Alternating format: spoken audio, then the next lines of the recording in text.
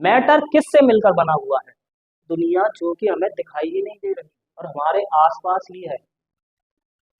चलिए बच्चों, अब देखते हैं फर्स्ट करेक्टरिस्टिक। हमने एक बीकर लिया, उसमें 100 ml वाटर लिया और hello students, how are you? I hope you all are very good and today we are going to discuss about the chapter matter in our surrounding, class 9 and welcome to strength education point. Let's start the topic. सबसे पहले हमें समझना होगा what is matter made up of. मैटर किससे मिलकर बना हुआ है? अब आप कहेंगे कि मैटर मिट्टी से मिलकर बना हुआ है, कोई कहेगा मैटर हवा से मिलकर बना हुआ है, कोई कहेगा मैटर पानी से मिलकर बना हुआ है। लेकिन वास्तव में जो मैटर बना हुआ है वो छोटे छोटे पार्टिकल से मिलकर बना हुआ है, बहुत छोटे छोटे पार्टिकल से मिलकर बना हुआ है। ऐसे पार्टिकल्स जो कि हमें आंखों से तो दिखाई ही नहीं देते, यहां तक कि पावरफुल माइक्रोस्कोप से भी दिखाई नहीं देते। मैटर इतने छोटे छोटे पार्टिकल से मिलकर बना हुआ है। अब हम मैटर की बात कर रहे हैं तो आपने कभी सोचा है कि हमें जो आंखों से चीजें दिखाई दे रही हैं इनके अंदर पार्टिकल्स के कितने नंबर होते हैं? जो छोटे छोटे पार्टिकल्स हैं उनके कितने नंबर होते हैं जब हमें आंखों से चीजें दिखाई देती हैं? बहुत लार्ज नंबर्स होते हैं, उनकी संख्या भी हम काउंट नहीं कर सकते। हमें जो आंखों से चीजें दिखाई नहीं देती, जैसे छोटे छोटे बैक्टीरियाज हैं, वायरस हैं, यूनिसेलुलर हैं, जो हमें आंखों से दिखाई नहीं दे रहे, उनके अंदर भी पार्टिकल्स के अरबों नंबर्स हैं, यानी वो भी अरबों पार्टिकल से मिलकर बने हुए हैं। अब आप सोच सकते हो कि आपके आसपास जो दुनिया है इसमें कितना कुछ चल रहा है और वो आपको आंखों से दिखाई भी नहीं दे रहा।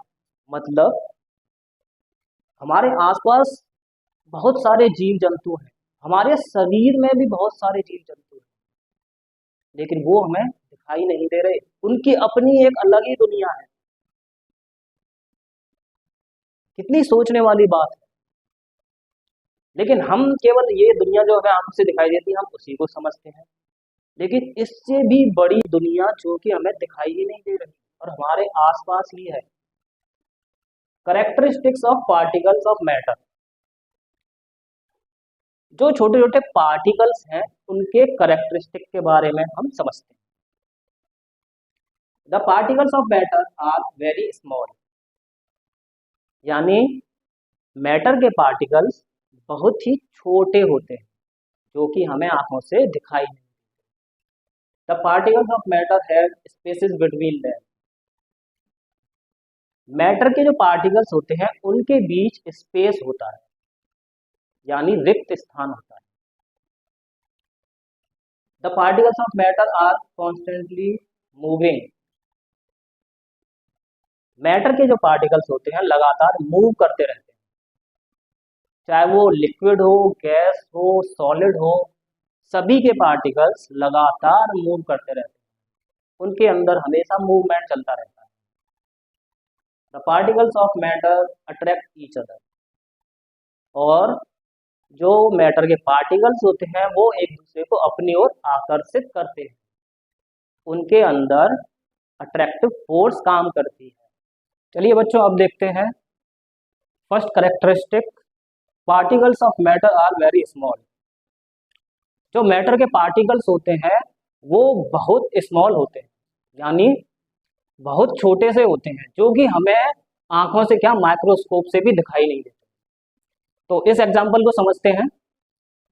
इसमें हम क्या करेंगे, सबसे पहले हम इसमें 100 ml वाटर लेंगे, 100 ml वाटर लेते हैं और उसमें 2 या 3 क्रिस्टल पोटेशियम परमैंगनेट के डालते हैं। अब क्या होता है, जब हम इसमें 2 या 3 क्रिस्टल पोटेशियम परमैंगनेट के डालते हैं तो ये पूरा वाटर कलरफुल हो जाता है, यानी इसका जो कलर होता है वो बैंगनी रंग का हो जाता है।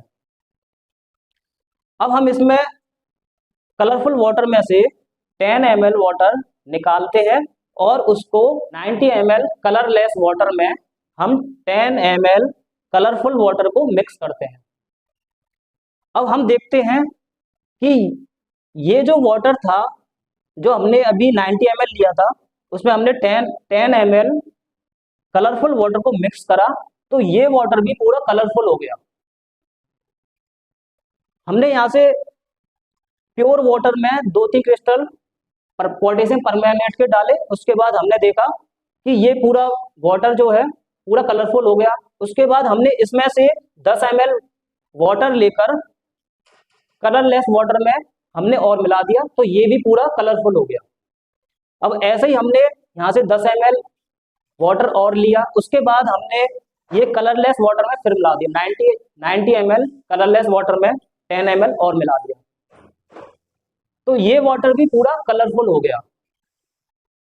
अब इसके बाद हमने इसी प्रोसेस को आगे और दोहराया और वो भी वाटर आप देखते हैं कलरफुल हो गया। लेकिन यहाँ पर आते आते जो वाटर है वो लाइटली कलरफुल हुआ, मतलब हल्का बैंगनी रंग का हो गया। तो इससे आपको पता चलता है कि जो पोटेशियम परमैंगनेट के 2 या 3 क्रिस्टल थे उसके अंदर पार्टिकल्स की एक बहुत बड़ी मात्रा थी, छोटे छोटे पार्टिकल्स की इतनी बड़ी मात्रा थी कि ये वाटर यहाँ से पूरा वाटर उसने कलरफुल कर दिया। केवल पोटेशियम परमैंगनेट के 2-3 क्रिस्टल ने पूरा वाटर कलरफुल कर दिया।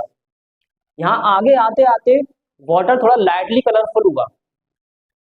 तो इससे आपको पता चलता है कि जो मैटर के पार्टिकल्स होते हैं वो बहुत छोटे होते हैं, यानी particles of matter are very small. चलिए स्टूडेंट्स अब दूसरा कैरेक्टरिस्टिक देखते हैं। Particles of matter have spaces between them, यानी जो मैटर के पार्टिकल्स होते हैं उनके बीच में स्पेस होता है। अब ये सॉलिड हो, गैस हो या लिक्विड हो, सभी पार्टिकल्स के बीच में स्पेस होता है। आपने इलेक्ट्रिसिटी तो देखी होगी, मतलब महसूस की होगी। तो इलेक्ट्रिसिटी का फ्लो किस पे होता है? वो भी फ्री इलेक्ट्रॉन्स पर होता है। और फ्री इलेक्ट्रॉन्स मूव कहाँ करते हैं? जब सॉलिड के अंदर स्पेस होता है। इसी प्रकार से मैटर के सभी एलिमेंट्स के अंदर स्पेस होता है, चाहे वो सॉलिड हो, लिक्विड हो या गैस हो। जब हम चाय बनाते हैं या कॉफी बनाते हैं तो उसमें आप शुगर मिलाते हैं। अब शुगर सॉल्यूशन में कैसे घुलती है? क्योंकि उसके अंदर स्पेस होता है। वाटर में आप शुगर डालोगे उसके अंदर स्पेस होता है, तभी वो शुगर उसमें अपनी जगह बना लेती है और वाटर का लेवल भी नहीं बढ़ता।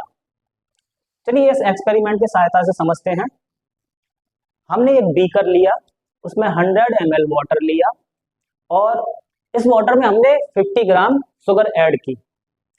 अब आप देखेंगे कि जो शुगर मॉलिक्यूल्स हैं वो वाटर के अंदर अपनी जगह बना लेते हैं।